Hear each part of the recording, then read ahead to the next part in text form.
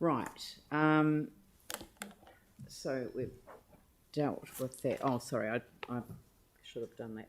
And so now we move to Te Pai Pikari Youth Advisory Committee, Youth Audit Tool, Future Actions. And perhaps, Anne, did you want to raise some issues or speak to this initially? Yeah. I've added a new another recommendation 3. Yeah, well, would you like to speak to that to Yes. the councillors so that they understand Sure. why? So as you'll see in the recommendations there, well, the youth audit tool, hopefully you've read about it and you understand how important this is to young people to actually be able to have some input into early stages of planning into council facilities. And you'll see that there are 3 at the moment that we've had reports on, and I hope you've read the reports because they're extremely good and offer a great amount of useful information for council in terms of building and running facilities. In point 2 of the recommendations, you'll see that there's no expectation that the feedback from the audits will be incorporated into the design. And so that's why I will ask you to consider number 3, that the youth audit tool be automatically incorporated at the early design of stage of any future. So this is a very cost-effective exercise. So we've been talking this morning about the bus interchange with Bruce and the ongoing issues that are there in terms of young people, security and all the rest of it. If that had been done earlier as the bus exchange had been developed, a lot of those issues would have been avoided.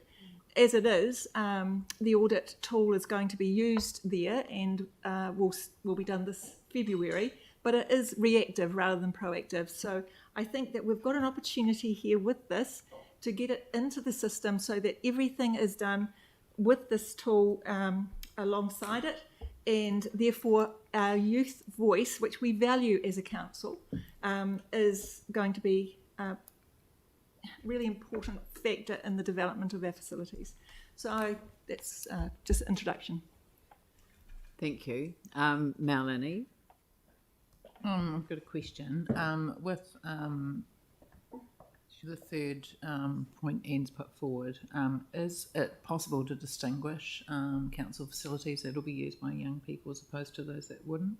I wouldn't have thought there was a distinction. Sorry, What I'm trying to say is, do we question. need the words that will be used by young people? Because wouldn't any council facility be used by a young person? Good point.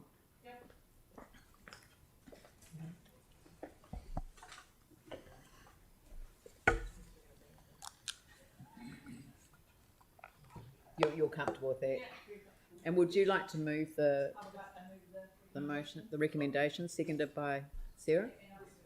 Yes. Yeah, I'm just wondering in number 1 there with where it's got a cost not exceeding $8,000. Surely in any facility build and planning stage, this tool would just be part of the normal thing and not come from a separate budget. Any other safety audits we do or things we have with Blind Foundation or any of those kind of things, they just come out of the normal project budget. And I would think that this wouldn't be any different. I don't think we need to set aside a separate budget for it. There's just an expectation that it gets used in those facility planning. This is for the trial. Yeah. But it should just be part of the budget for those things as part of the planning and design, because that's a good practice. So the trial isn't for a purpose then? It's not to report back? Well, no, it's the cost. If they're doing it as a trial on something that's actually happening, it should just be part of the project cost. Not So perhaps staff could answer that question in terms of understanding. Yeah. So at this stage, Reading are still working out their capacity around the tool. So there's a little bit of a formation here, which is why we're recommending it to come out of this area. And I suppose that's part of what Anne's third resolution there would address about future. That's right. But for the trial, we would be led by the youth sector as to which facilities they would like to see those 3 audits be used on. But surely planning, good planning and councillors are design. entitled to know the cost. So I just wonder if your concern was met with the budget expected not to exceed $8,000.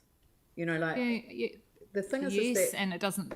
I'm just like we don't. It's just that we wouldn't get the costs through for the. I mean, there was a youth audit done on Te Pou Toi Toi. We didn't see that as a separate line item anywhere. It wasn't a separate cost. It was just part of good practice and design, and we should be doing it for all our facilities. And yes, there's a trial with this thing here, this particular tool.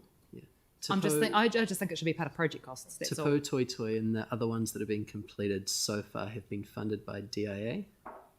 The youth aspect of it. Yeah, the youth audit. Wow.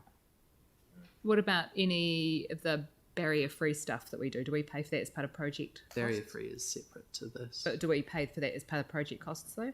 I believe so. Yeah. You'd have to check with the relevant project managers. Yeah. But DIA aren't funding this. No. is I mean, that I'm because happy. the funding for previous ones has been part of a specific. DIA set aside, I think This it was is the youth affairs part of DIA. Yeah. you're part of their grant funding that they set aside Oh, I see. a set amount for development of the tool, and that was and some That's were cool. included in that. I just don't want to set up an expectation that when other facilities are done, they come to, the council or a committee and say, you have to give us some money if you want a youth audit. It's that kind of thing. It should just be, So can I help members? Yeah. Because I think we're confusing 2 different things. Yes, I think so too. I'm assuming recommendation 1 relates to the development of the trial.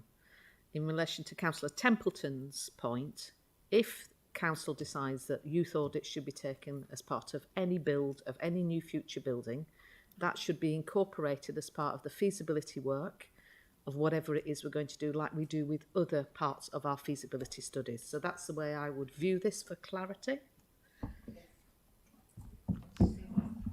Yeah. Yeah. Aaron. Just to clarify the way the tool's used, this is an early use, public facing tool for youth. No, I'm looking at No, Stuff. it's a tool developed by young people for young people to engage with council and to provide council with a usable information from the perspective of a young person. It's led by a youth team leader, and the information just comes to the asset owner, project manager of the place or space. to use and to influence the design. Yeah. Because they might highlight problems and go, oh, why would you do that when none of us would actually even use that? Or Yeah, something. Yep. Of course. Okay, so then why would we only? Well, I mean, and I've got no problem with us going forward looking at doing a youth tool for it, but why would we not have the same sort of tool for a senior tool, or more importantly, a disability tool? Because we don't build any buildings that lock disabled people. I mean, that lock youth out. But we build buildings that do not include disabled people. It's called built prejudice. No, we use an audit system that is average to okay at best, but it is not. Because I don't run the disability section of the government, so I can't make some sweeping rules like that. I would. But you could do it at all. Yeah, I think it's wandering. yeah, well, no, that's my question: is can this tool be applied to other sectors of society to use to engage for facilities, or would that not work? No, it's a tool developed by the youth sector specifically, and it probably wouldn't be usable by other sectors in its current format. Because Well, it's I don't get. I mean, I'm not getting why. a major part of the design of this tool is capacity building for the young people that take part. So there's an element of most of what on a separate issue, Aaron, can we'll get an update on the support that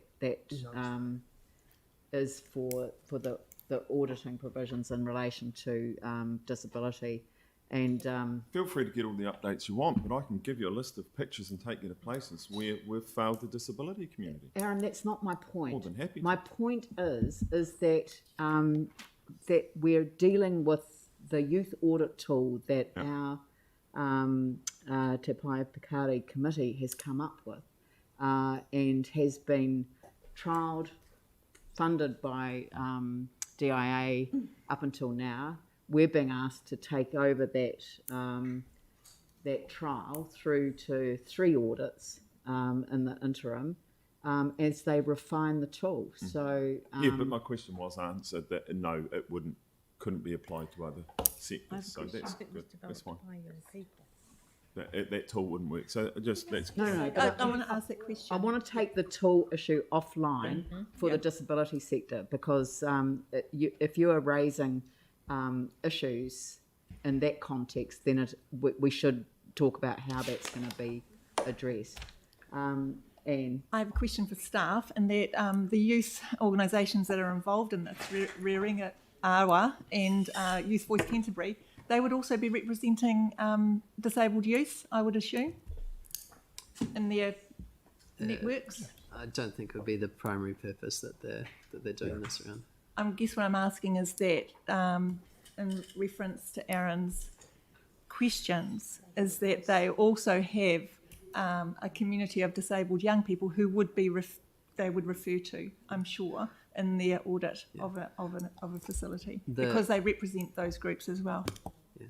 The 5 pillars of youth relevant design that they look into are safety, accessibility, appealing, resourced, and youth friendly. Accessibility is one of those pillars.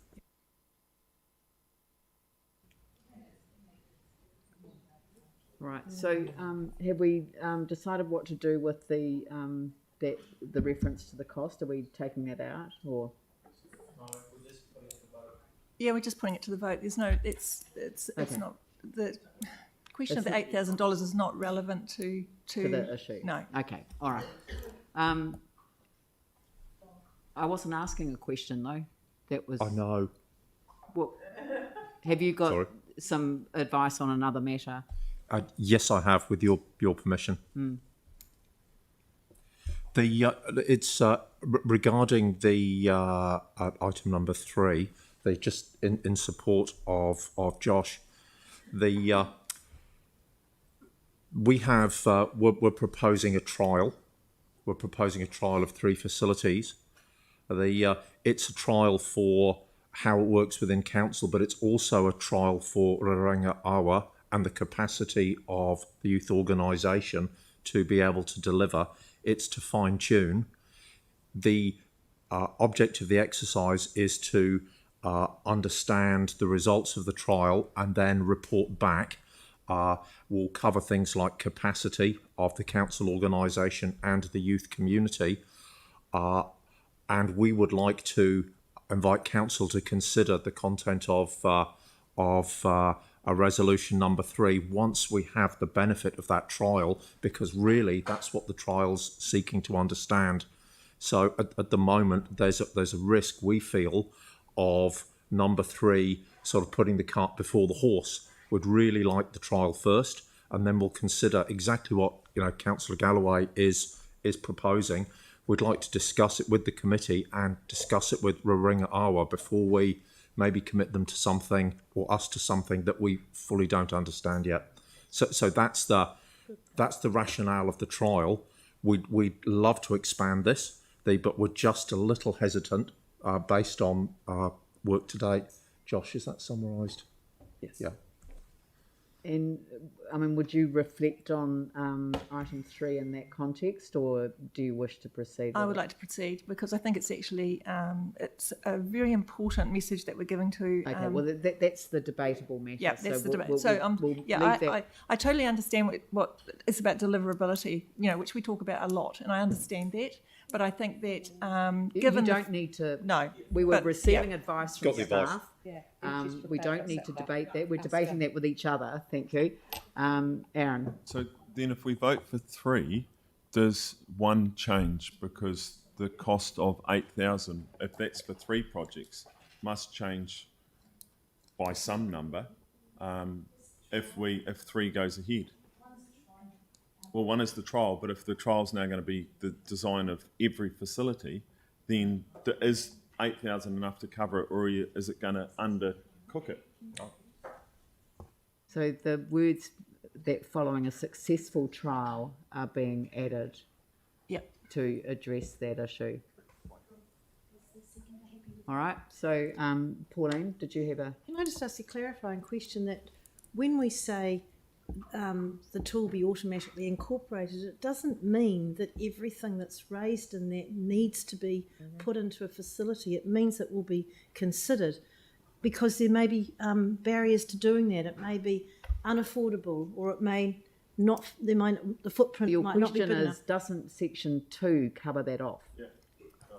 Leanne, I just wonder Yes, it will take into whether, consideration. with the other issues we have had this week with doing stuff on the fly, whether potentially we park this one for 5 or 10 minutes, go to something else and come back, because they've got a really valid point that may not be successful.